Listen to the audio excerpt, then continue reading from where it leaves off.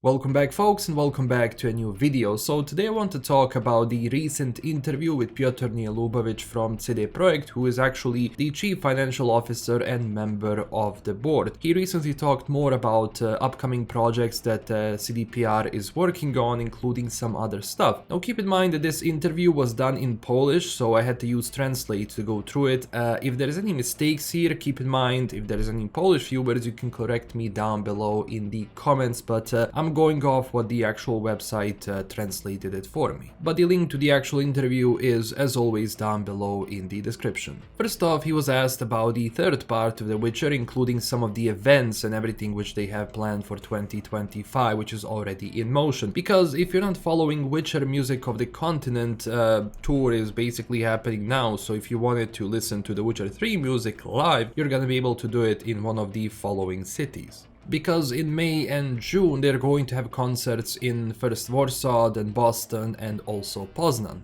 But then they got to actual questions in terms of The Witcher and how they plan to maintain interest in the actual IP, and this is what he said. We produced 3 parts, The Witcher, each one of them was successful, and each one was a milestone for us in development of Project CD, or well, CD Projekt. To date, the entire trilogy has already sold over 75 million copies. This is a phenomenal result that shows how big the potential of this brand is. What's more, despite the passage of years, our Witchers are still eager to reach more players, which is true. I mean, Witcher games in general, especially Witcher 3, is still selling really well, but recently, as we've seen in those financial reports, slowly but surely Cyberpunk has been pretty much taking over the main sales driver. And he continued saying this: so we have a strong franchise in our hands, which we want to develop further, including thanks to subsequent productions. A lot of is already happening here. We are working at full speed on The Witcher 4, which will open a new Witcher saga. Parallel work is underway on a project codenamed Sirius, which we already know about, a game combining aspects of The Witcher world with multiplayer. So this is a project I've been very interested about. They have been kind of silent about this, but it seems this certain project,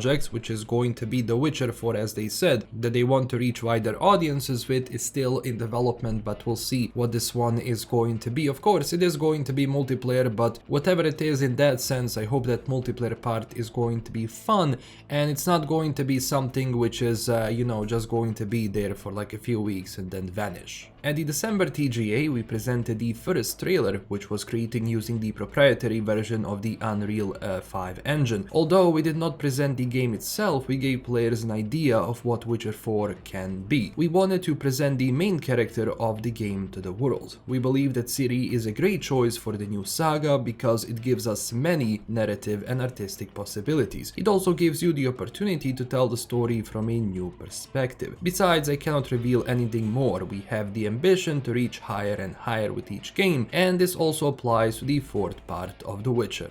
But what does it mean to reach higher? Well, we want Witcher 4 to be proud successor of previous Witchers, and at the same time a game which will reach an even wider audience. He was also asked about the size of the game, but he could not obviously reveal more about it. He said this: I would not like to declare anything today, especially since the size of the game can be defined differently, which is true. In our opinion, The Witcher 4 was designed with momentum, and we hope that players will appreciate it. He also said again that there are over 400 people working on this project, so that's a lot of developers, and we can see that, the production itself is going strong. And when it comes to the release date itself, he doubled down again, saying that they will not hit the release date for the market by the end of 2026. This means that The Witcher 4 is not going to contribute to their incentive program B for 2023 and 2026, which is something that they wanted to, kind of incentivize to increase the cash flow and just the value of their company. And one of those things was basically, like, a lot of was discussed that The Witcher 4 is going to play a role in that, but it's not going to be the case. And the interviewer also asked, like, is it going to be problematic because, well, you're trying to reach certain, like, estimates in your incentive plan, but you're not going to have any release? And he said, like, we believe we will achieve the goals of the program, although we also admit that it will be difficult and demanding. Which is true, I mean, in a sense, like CDPR really has to work on these games because yes, both Cyberpunk and The Witcher are still selling really well, but there is only so much you can do and sell for a certain amount of years without any new release. So of course they're thinking about that, and one of the things which I hope they're doing, and something which is actually happening here if you look at these other projects, is that they want to just be able to release more games. So that means one bigger game and then maybe something smaller in between. And then he was asked about this quarter. Obviously it's still a bit early to talk about that until it's officially revealed, but he said this: "We don't publish our expectations anywhere, so it's hard to relate to them. I think we can say that it's the fact, since the premiere of the Spectre of Freedom Phantom Liberty edition to Cyberpunk brand has been doing really well in sales, being the main driving force of our revenues, and in this context the first quarter was no surprise. We'll see the continuation of this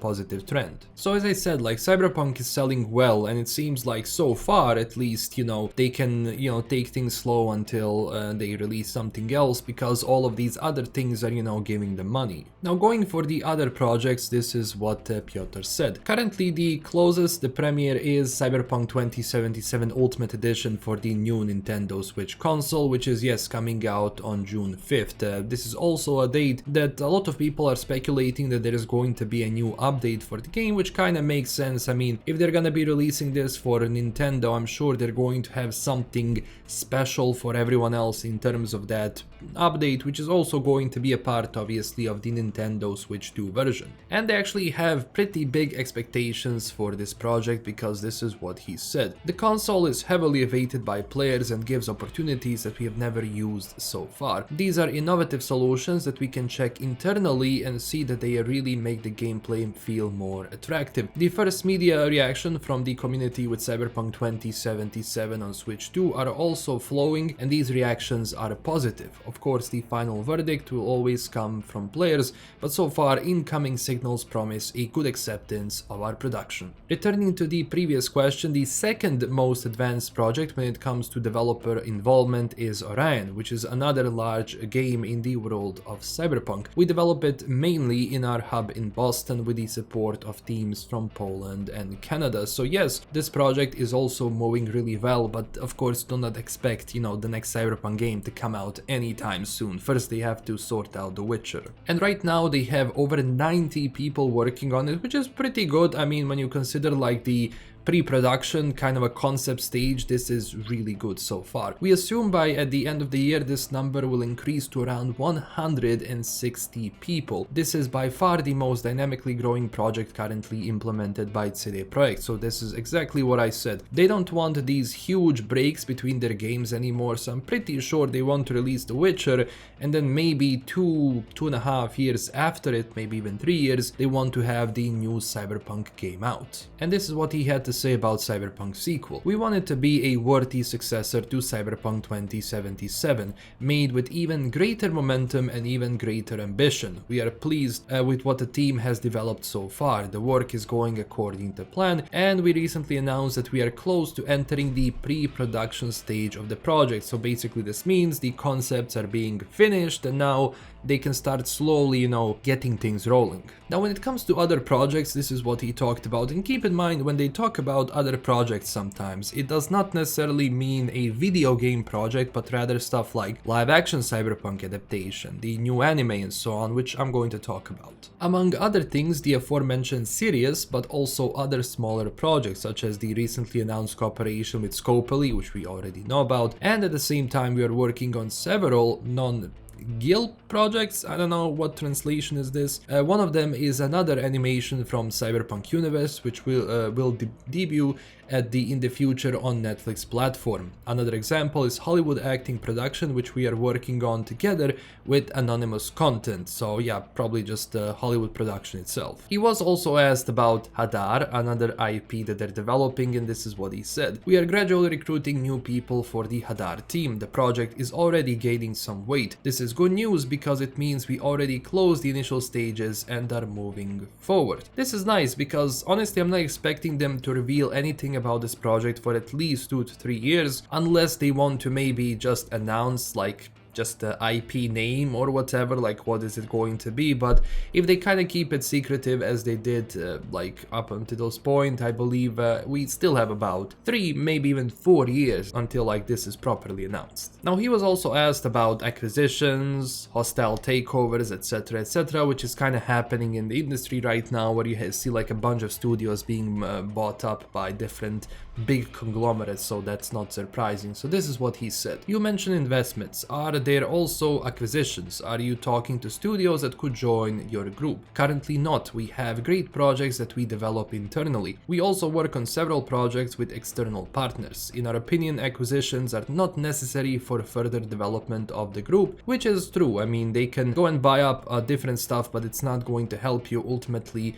your IPs, your games are going to be what drives this thing forward. And when he was asked about hostile takeover or becoming a takeover target, and if they're looking for investor, this is what he said. No, we want to be independent and conquer the world ourselves. We have great projects and a solid financial pillow. It will allow us to effectively implement the strategy and grow on our terms. We don't need to raise external capital. We still have records in the statute that protect the company from hostile takeovers, so we are in a comfortable position. And when he was asked about Tencent and other conglomerates investing in companies, he said that they're not interested. On the contrary, we are increasingly happy with the freedom our current position gives and the lack of having to agree to decisions taken at foreign headquarters. And when he was asked about the general situation in the gaming market, especially after like 2020, when the interest in like gaming or pretty much everything else started going down, with people, you know, leaving their homes since 2020, you know what I'm talking about. I just cannot mention it on this platform. This is an interesting question. It's not easy for me to answer it because we have not really experienced these global problems. The last 2 years have been very good to us. This shows that large and quality productions based on strong brands are popular over the years, regardless of the market moods and turmoil. So it seems so far things at the company are looking well. They have enough money so they can support all of these projects. In my opinion, like I really want The Witcher 4 to be successful because CDPR is one of those companies that they must have a game which is going to sell a lot, because everything else after that can be problematic.